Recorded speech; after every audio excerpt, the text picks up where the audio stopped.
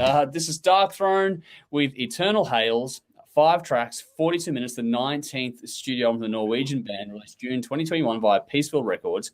Produced by the band, engineered by Ole Ovstedal and Celia Høgevold at Chaka Khan Studio in Oslo. Fuck me dead.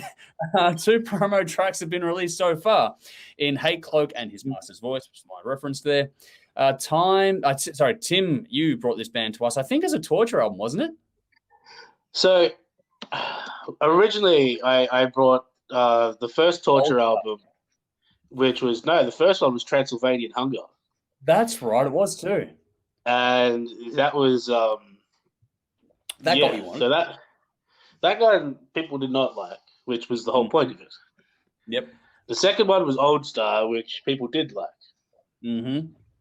Because again, I think Old Star was their 18th album. This is their 19th album, and this is a musical collaboration between Fenriz and Nocturno, and as a band, they've explored a lot. They a lot from the early black metal days to some punk albums and some dirty rock Motorhead style albums and some goth doom albums, but they all kind of sound like Darkthrone, which is cool. Yeah. That's how we. I was actually shocked that we were doing this one. So you didn't expect it at all, but I went, nah, fuck it, we'll do this one because we did enjoy Old Star. It went surprisingly well. See, but I figured it went well because it was a torture album. Yeah, like when you're doing the torture album, you're expecting the shits. Like, I mean, we did fucking the Yoko Ono album the last time. Yeah, I know. Thanks, audience. When you listen to Yoko Ono, anything sounds good. So that's what I figured. Well, it's safe to say that Darkthrone is a long way removed from Yoko Ono. So let's get into it. Tim, how did you go? Because I'm pretty sure. I loved it. I loved it. These guys are tried and true with what they do, and I first started listening to these guys when I was 14, 15 years old, and you're a good band to start at the beginning and work your way through, and you follow the journey and you listen to the evolution of songwriting and how these guys have grown and matured as songwriters. Never really turned professional. I think Fenriz is a postman. Wow. These days, he may have accidentally won a political office when he ran as a joke at one point. Yeah, I remember that. But still going strong after all these years, and I think this is a fantastic album. Very much a throwback to again 80s sort of doom metal, early Black Sabbath kind of stuff. Even a little bit of like Celtic Frost and things like that in there. But very very much, but still very much that raw, hardcore. Early hardcore guitar sound, that very much that very lo-fi element to it. But overall, I think it comes together and much more doomy than the Old Star. Old Star was a bit more Motorhead, dirty rock type. But again, I think this one works really well. The songwriting is really good. Only 5 tracks, but they're 5 long tracks. Yeah. And it all came together really well. I think there's some great riffs on here. Hate Cloak was my highlight, and then Lost Arcane City of Apocra came on, and that became my highlight. I thought that was a great way to close the album. That's a good closer. Yeah. I like the 8.5 out of 10. Yeah, cool. I like that you mentioned the last track because the very final act on the album, that little haunting melody, sort of that's a really cool way to close out the album. That was a really nice touch on it. Look, what's cool about this band is that I didn't like the first album. You got the result you wanted with that torture choice, but the Old Star was a very different game. And they use sort of this black and doom metal kind of thing. They've got that all down well, but they use traditional elements of rock and metal mixed in to make this one a cool and different project to listen to.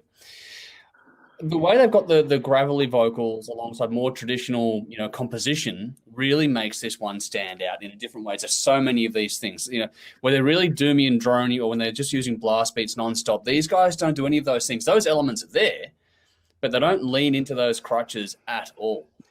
I mean, these are longer songs, but the composition changes within those songs and the overall writing makes this thing flow really nicely, keeps it engaging. There's great mood, great tempo swings, plenty of darkness, but there's a lot of depth in that as well. It's not just being aggressive for the sake of it. There's more melody than you expect.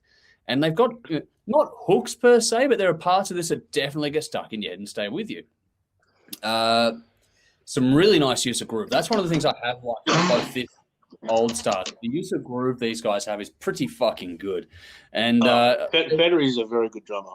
Yeah, it's I love and I'll get to the drumming in a second, but what I liked also about this in the sonic space was the dissonance in the solos. That was really cool. Not heaps of it, but it's just an example of sort of for two guys in the band and two, studio guys, there's a lot of detail and put into this. And for, it sounds like, growly vocals, you've got your guitars, you've got the drums, and you think there's not a lot to that, but there's a lot to it. There's a lot of subtlety to this that's well worth checking out and diving into. The mix is what you expect from this, but also not. It's got gritty guitar and vocal tones, but the drums, like you said, the drums are, he's an outstanding drummer. But what they've done is they've used the drums to bring the warmth to the mix. So it's not just a brutal, cold mix. They use the drums there really nicely. So they fattened up the bottom end on this, which also flowed into the guitar and the bass bit to warm things up a bit. And then, that allows that gravelly vocal to sort of cut through at the top end really nicely. But it's not the traditional effect where most of these things where they're doing the riff work where it's really brittle at the top end. They didn't have that harshness to it, which makes this a lot easier to listen to. Some cool, cleaner guitar tones on this.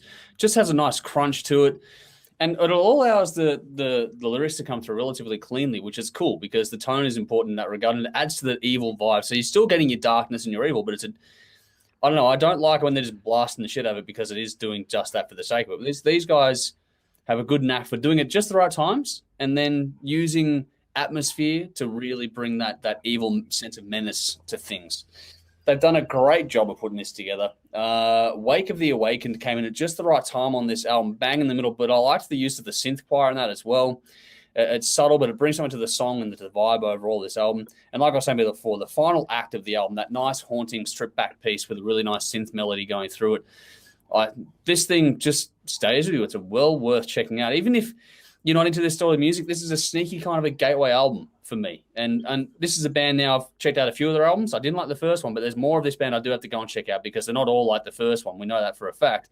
So I've got to go and check out more to get my head around this project a bit better. But I do enjoy this one. 8 out of 10 for this one. Wake of the Awakened and Hate Cloak. So, yeah, I think we've, taken 4 out of the 5 tracks there, I think, between us. Yeah. So different people, different tastes, and we come up with different standout tracks. But that's pretty cool overall. Before